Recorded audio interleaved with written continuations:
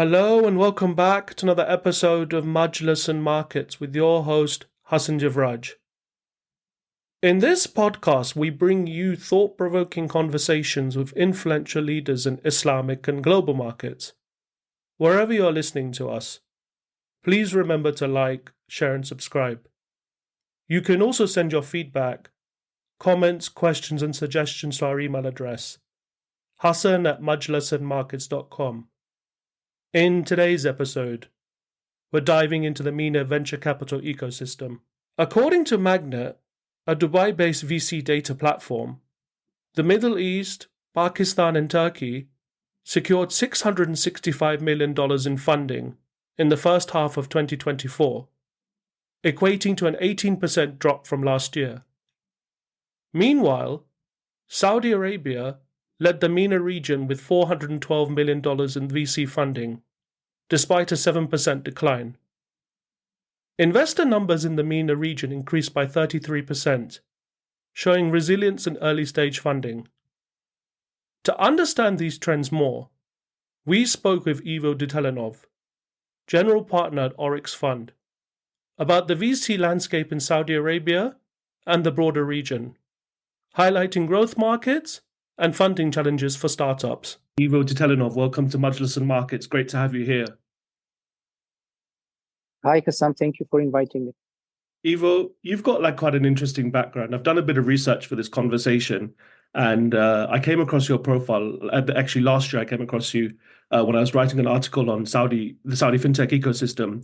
But I thought it'd be a good opportunity to chat to you on this platform about not just the Saudi VC ecosystem, but the broader GCC and Middle East ecosystem. But before we get into all of that, could you give us or give our listeners your early life and how you got into venture capital? Thank you very much again for having me on this podcast. I appreciate the attention you've given to me and to our fund. I am a former banker. I started in equity research covering technology for Merrill Lynch Equity Research Department. Following my MBA, I rejoined Merrill Lynch in the investment banking group, where I advised private equity firms on making private equity investments. And over time, the buy side, both private equity and venture capital, became an interest of mine. I had the opportunity to make the transition in 2013 when I joined Riyadh Capital. And at Riyadh Capital, we created an institutional venture capital fund, which we invested in the following 5-6 years. And in 2020, I had another opportunity to join a British venture firm, Salika Investments, as their Saudi partner. And we launched the Oryx Fund. The Oryx Fund is an early stage venture capital fund investing in MENA tech startups. And I've now been in the ecosystem in the GCC and MENA broadly, mostly based in Saudi since 2013, which makes it 11 years. Fantastic. And I guess you were there just even way before, this whole Vision 2030 initiative took off in 2016. What was it like in the run up to, say, 2016, in that 3-year period? I mean, it was very interesting observation. I believe my excitement about the GCC and Saudi in particular was a very affluent place, ripe for digitization, very well educated young population, which is the majority of the population as well. Very, very high mobile penetration, very good internet service.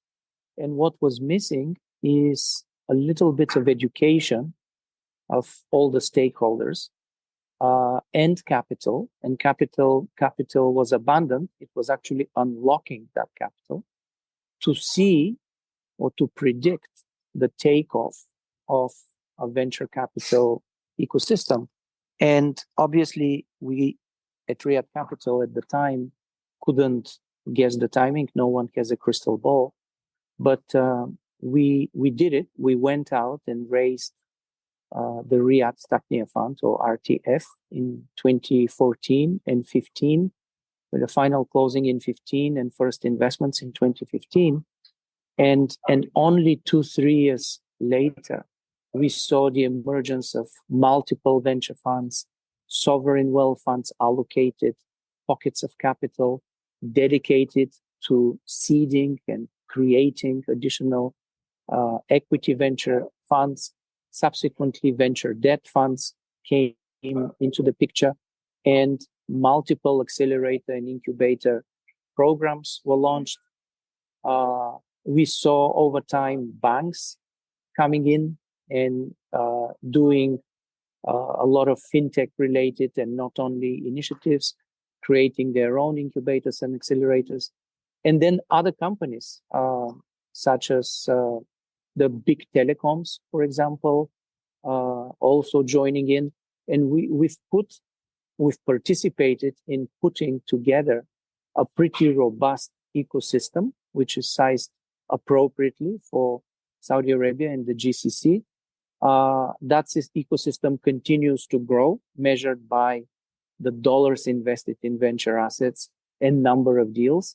But it's extremely interesting because, as I tell my team and my colleagues and friends, we are each part of writing economic history of the region as we move from paper to digital, or from on-site to remote, etc., etc. And it's really an exciting place to be. Fantastic. And Ivo, like when we talk about the ecosystem in the GCC or in Saudi Arabia, how would you characterize, you've been there for about just over a decade, how would you characterize the ecosystem in, say, first Saudi Arabia and then broader the GCC? I mean, very quickly catching up with more mature ecosystems. Venture is very mature asset class in the United States, slightly less mature in Europe, and it's growing very fast in Asia. In Asia, we have a lot of good things going for us. The macroeconomic growth in Asia is, on average, and I'll be very careful here, higher than Europe or even the developed part of the world. And this definitely helps. Risk capital is going to places that have higher growth. This helps venture capital. The population is younger in Asia, well educated. And I keep saying the mobile penetration is very high, yet the region has not had the benefit of technological innovation or the adoption of technology that is being available to, let's say, the United States and Europe. So in terms of growth, I'm very, very bullish on Asia. Saudi specifically, the bet on venture capital in Saudi is mostly a bet on young people adopting technology, because 70-80% of the Saudi population is very, very young. And the continued, of course, availability of capital and the continued availability of labor, high quality labor. But overall, I'm very bullish, and it's not surprising based on what I said, that Saudi, from, I suppose, 50 million of accounted venture capital investment before COVID, let's call it 2018, reached in 2023 1.4 billion. So the growth in venture dollars is phenomenal. I don't think that this is the top. I do think that we will have annual ups and downs, but I can pretty clearly see double from here, driven mostly by high quality portfolio companies in venture portfolios in the region and in Saudi specifically, that basically complete mega deals. So it is not inconceivable to predict that the MENA ecosystem will reach 5 billion of annual venture volume, with 3 billion coming from Saudi. Yeah, I think because Saudi Arabia is probably one of the largest economies in the region, And it's I would say since 2016, 2017, when Vision 2030 was launched, it's kind of like developing the sectors. Where, with regards to the ecosystem, where do you think like a lot of the activity is taking place? Like, what kind of sectors and startups are receiving a lot of interest? I mean, about, I would guess 30% of the deal flow that we see is fintech related. Fintech, of course, comes with its own scaling challenges. We can talk later about those. COVID accelerated the remoteness of doing things, mostly healthcare and education. We like that a lot. So edtech and health tech, in addition to fintech. And I will round up with e-commerce, but extremely broad e-commerce, various marketplaces, logistics, definitely, especially road logistics, on which the region depends, and then warehouses, for example. So e-commerce is an extremely broad sector. We're at the very nascent point of e-commerce in the region, but e-commerce is not an online platform selling a particular product. It's the whole infrastructure. So if you are somewhat risk averse and you don't know if a particular platform will necessarily take off, you can participate in the e-commerce supply chain and invest along that supply chain. Logistics, for example, being one of them, because logistics is really increasingly becoming a derivative on e-commerce. We also most recently see the emergence, and the pace is accelerating, of prop techs and food techs. So a very long answer to a short question, but fintech, logistics, edtech, health tech, prop tech, and food tech, I believe, is where most of the action is. Of course, we can slice the world into B2C and B2B. We personally at Oryx look at B2B models mostly. So we like enterprise solutions that are geared for those verticals that I just mentioned before. Having said that, of course, we don't dismiss business to consumer, opportunities and projects, and we look at those and we invest in those. But we generally want to solve corporate problems in fintech, logistics, education, healthcare, property, and food. Nice. And Ivo, when you look at the Saudi ecosystem, how conducive is the business environment, and in tandem, how the recent regulations or like the updates of new laws? So there's been a lot of initiatives like Saudi FinTech, and the central banks I know done a sandbox to test some of these new startups. How conducive is this new environment? I mean, it's moving along with us, the venture community.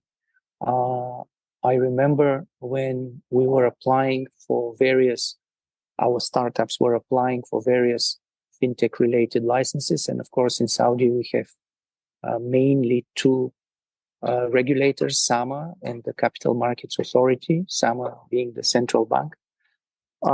In many cases, the regulations were not there because the fintechs were so ahead of the time. And those institutions have embraced the fintechs and have drafted regulations which are now in place to enable the creation of such fintechs. Now, of course, if you invested in fintech in, let's say, 15, 16, 17, when some of these regulations weren't in place, you were facing a challenge because you had to continue to support your fintech, but your fintech was not licensed. So you could maybe be allowed to generate revenues and you were watched until the regulations came to place, or maybe you weren't supported by your VC partners and you had to fold and close shop. I think it's easier now. It's a lot easier, and it's becoming progressively more and more easy because the regulations are now in place. Also, a fintech would look back at the last 5 years and will ideally pick a particular niche that is already well regulated. So you have clarity how to grow, where to grow, and so that we also as capital providers have clarity. That wasn't the case in 15, 16, and 17 for no fault of anyone, just the regulations weren't there. And fintech is a very sensitive area because you touch on people's assets. And that is tricky. I think healthcare as well. But I think fintech in particular assumes certain level of education by consumers. And that is the role of regulators. So you can't just point fingers, regulation is not there or it's too restrictive, because that is the regulator's role, actually, to protect the consumer. And then maybe when the regulation is too tight, it can be loosened in the future. So the whole ecosystem is looking for that perfect balance. But you need to start somewhere, and that is with drafting some regulations in place, some framework for operation, and then work with that. Either continue to tighten or loosen as the regulators see more and more startups, on the one hand, and as the community, both retail users as well as corporate users of fintech solutions, interact with those fintechs. So banks obviously have a huge role in this by holding hands of the fintechs and engaging with them rather than leaving the fintechs on their own. And that is happening a lot, I should say. And these startups and fintechs, Ivo, in Saudi Arabia specifically, are they being funded at seed or pre-seed, or are they going more to like Series A, Series B, or is it still like quite nascent? No, we're seeing funding at the pre-seed level. We're seeing funding for fintechs pre-revenue and pre-license, which is very, very bold to be brave to write a check in a pre-license, pre-revenue situation. Funds, of course, have personalities. Angels have their own investing personalities. So angels could be comfortable, for example, putting their own family capital at risk at pre-license opportunity. Funds, I would say, on average, are a little bit more careful. They would be okay with pre-revenue investment, but most likely not at pre-license. And then other funds would be a little more careful still and would wait for traction and evidence of revenue. So funds do have personalities and investment styles. But the answer is yes, we do see very, very early investment in fintech. It's a very serious vertical. It's a vertical that,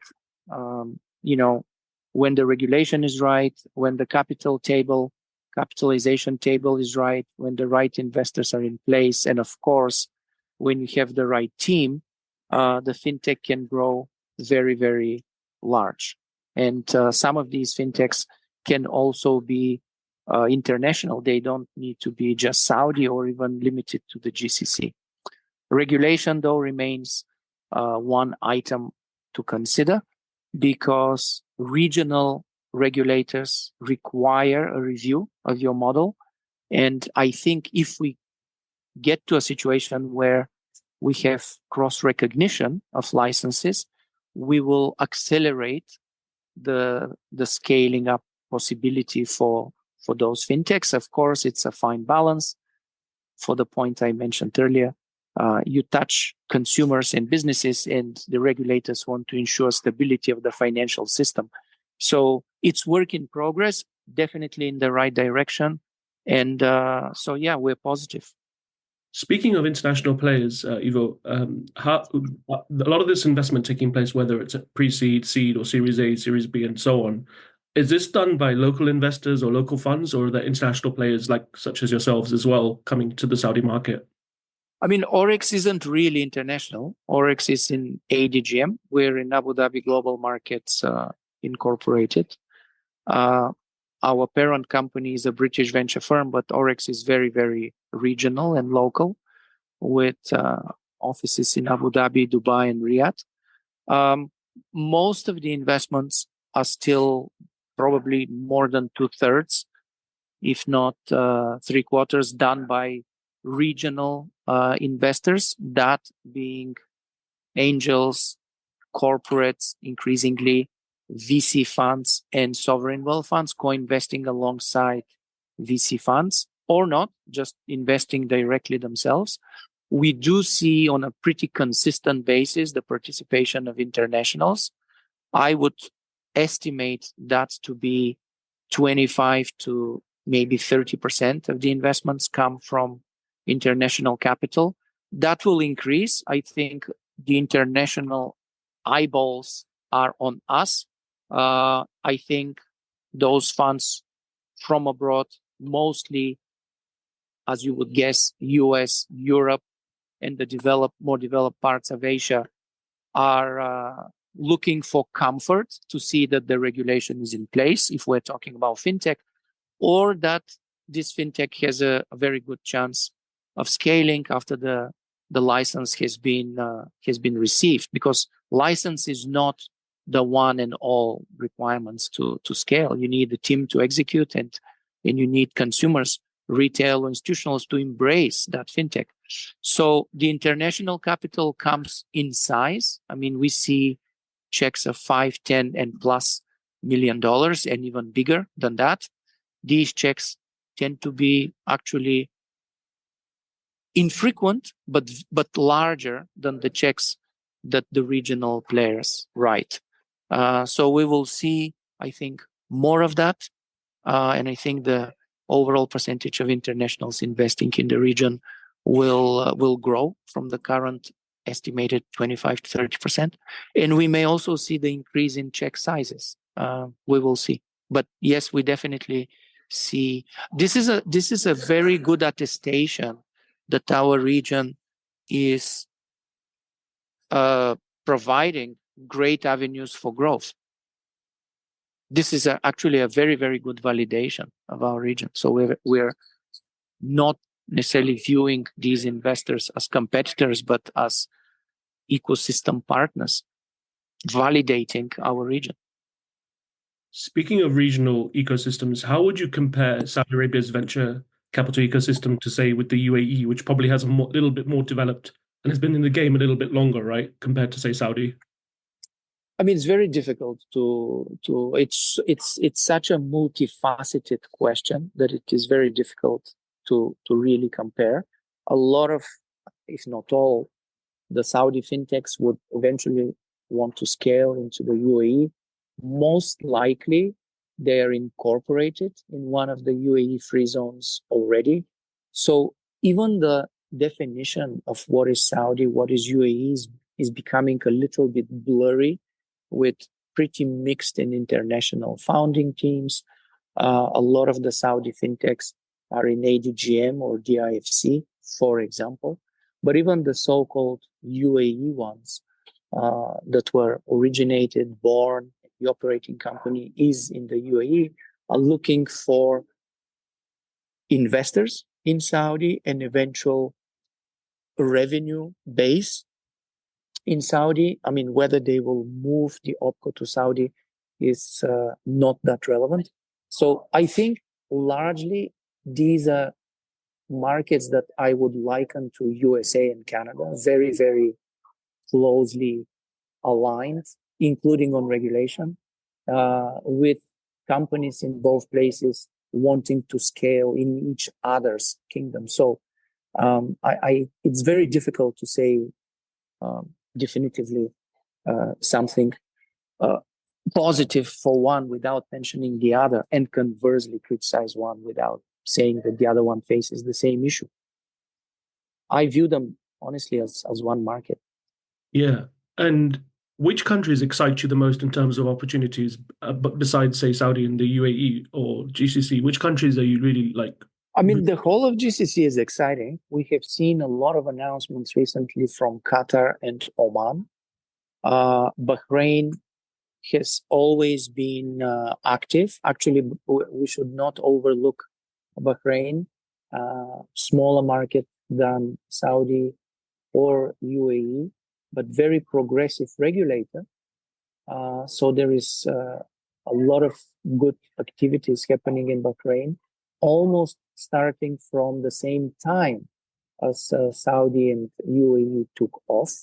And more recently, we see I wouldn't call them second tier, but I would call them the countries that just made their announcements and promises to back tech-enabled SMEs and startups, and that's Qatar and Oman. So I think we're already seeing tremendous growth in Saudi, UAE, and Bahrain, I should add, and because they've basically been paying attention to this asset class the longest. And we're seeing now the very bold and ambitious announcements from Qatar and Oman. Those should be recognized, and now it's execution time, so execute it, I would say. And I also think that Egypt will be back, and people will be comfortable again to invest in Egypt. It wasn't long ago that Egypt was number 2 in number of VC deals, only second to the UAE, which is the regional hub, because of the free zones. And I think Egypt will come back and come back strong, very big, sizable population. And we will see the takeoff or the return of Egyptian deals.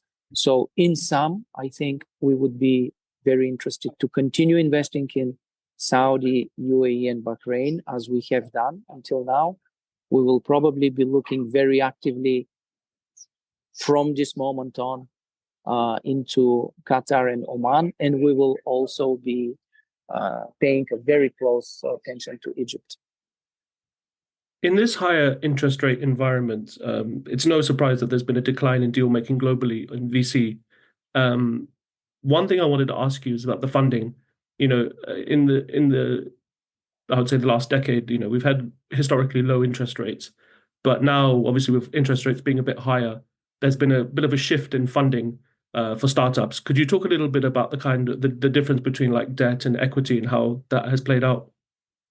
I mean, rates have definitely been a factor impeding growth, but I will tell you, funds that have raised capital, or the so-called dry powder capital, needs to be deployed. So we cannot, with our colleagues, sit on the sidelines and not deploy, because we actually need to deploy. What is happening is the higher rates, if we assume that rates are used to discount those future cash flows for our startups, the higher discount rate makes valuations of those startups lower. So I believe we are ready to transact. The startups are ready to transact, but maybe we don't agree on valuation. So I think definitely this is happening. I feel it, and I've also been part of negotiations where we see a pretty wide gap between expectations from the founder and our own internal expectation. But I'll go back to my first point. The capital that is raised just needs to be deployed. And I'm talking about equity because Oryx is an equity fund. Debt, of course, if the so-called risk-free rate is up across the globe, then the discount rate or the rate I require on my venture debt is also higher because the risk-free debt pushes it up. Again, some companies may run their models and say, well, unfortunately, I'm not going to be able to take, expensive debt because I will struggle to repay it, or I will take less, which again impedes the ability of the venture debt capital provider to deploy. But the longer this high rate environment persists, the more worried I believe the venture community will be, because we just need to deploy. And I think we may, see venture debt actually coming down in price in anticipation of future rate cuts. And I know we were expecting 3 or 4 this year, but we may not get that. But I do think that we can see maybe tightening in anticipation of those future rate cuts as venture debt providers need to deploy. On the equity side, we could see people taking, some compromise valuation between our own internal valuation and what the founder expects. And there is always a gap. I'm just saying that in an elevated interest rate environment, the gap seems to be higher.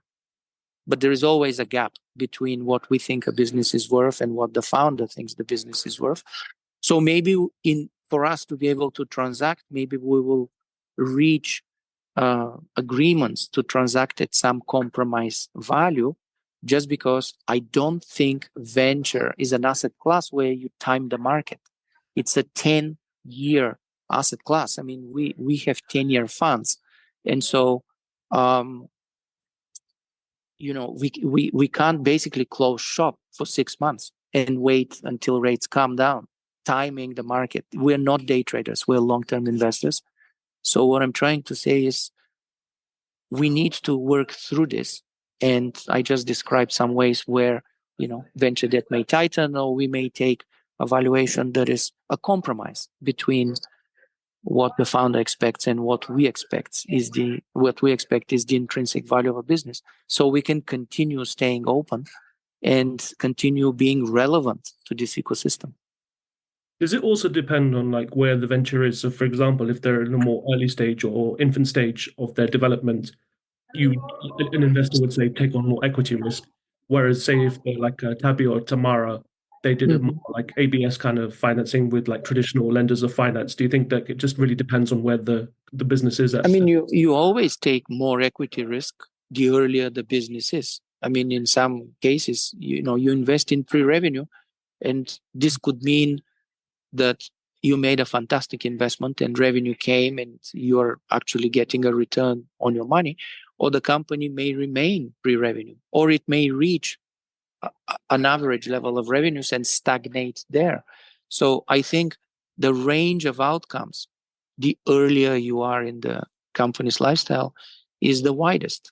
So you're definitely taking a lot more risk the earlier the company is in its life cycle. Of course, you could be taking other risks in later stage companies. I mean, you can load it up with unserviceable venture debt, or you can overpay on the equity side. And remember, we are financial investors. We are constrained by time. If you buy property for your personal portfolio, you're likely going to be okay if you hold that property long enough. But we don't have that luxury in venture. We need to exit. And so we really are, it's a race against the clock. And for a transaction to play out for a venture financial investor, private venture fund, you need to basically be disciplined in your entry point and along the way, and very, very proactive at the exit. So it requires, very, very intense and close discipline, starting with correct entry points, because you don't have the luxury of time. As we bring the podcast to a close shortly, Ivo, I have a question, but it's kind of twofold. What are your thoughts on I think you've alluded to this, but what are your thoughts on the MENA ecosystem for the rest of 2024 and going into 25? And by extension, what are your thoughts on the risks presented to the global VC industry? I mean, I think we did not get the interest rates that we were hoping. So I do think that if the Q2 stats, which we haven't seen yet, the quarter just ended, turn out to be softer, i.e., fewer dollars invested, fewer deals, etc. I do believe that post-summer, we will see a takeoff because funds cannot sit. I strongly believe that funds will bring to their investment committees a lot of opportunities. And I think we will somewhat have a replica of 2023. We may already actually have that, where Q1 was strong, Q2 and Q3 were weaker, partially the summer, partially interest rates, etc. People kind of looking at their portfolios, reevaluating their NAVs, being overly cautious in making new investments, probably bidding those companies too low and not being able to transact. All of these are speculation based on just my observation. And then Q4 last year was quite strong. So I think we may be headed for a replica of 2023. If you look at the quarterly bar charts showing deals and dollars invested, we may be seeing a similar picture. Weaker Q2 and Q3, and then a very strong Q4. We have been very busy. In fact, it's one of our busiest years. We continue to stay very disciplined, pre-seed and seed. We have our own lens on what we look for a deal. And if you see on the internet, we've announced a number of transactions, both backing the best companies already in the portfolio, as well as new opportunities. And we will continue to remain very active well into early August. That's my visibility from the standpoint of today. I'm sure we will continue to deploy from September and beyond. We see good opportunities. We see good founders. And I think we've really pushed rates aside. Having said that, we have to agree on the right valuation, right structure for the deal, and then the right governance. And we will be okay. Great. And Ivo, how easy is it to get in touch with you? Are you active on social media? And I would say we're moderately active on social media. We're very active on startup calls and board meetings, less so on social media. All of our team are on LinkedIn, and we are quite responsive. So Salika Investments is our corporate parent, and the Oryx Fund is our MENA investment fund. So by all means, LinkedIn is a great source. We're also at every single big event. I encourage startups to be as visible as possible. There are great events in the region. Come to these events, get a booth or not, and just mingle with people. So we're very, very accessible. It's actually our priority to meet as many startups as possible and determine whether they're the ones we want to add to our portfolio. If we don't invest, we can still help with further introductions, feedback on the pitch, guidance, introductions to corporate partners, which may be better positioned to help the startup. Angels, if the startup really should be raising from the angel community rather than a VC fund at this stage. So it's not just about the capital. It's much, much broader. The capital is obviously important, but we can help you get capital from others so that you can come back to us and get much more from us at a later point.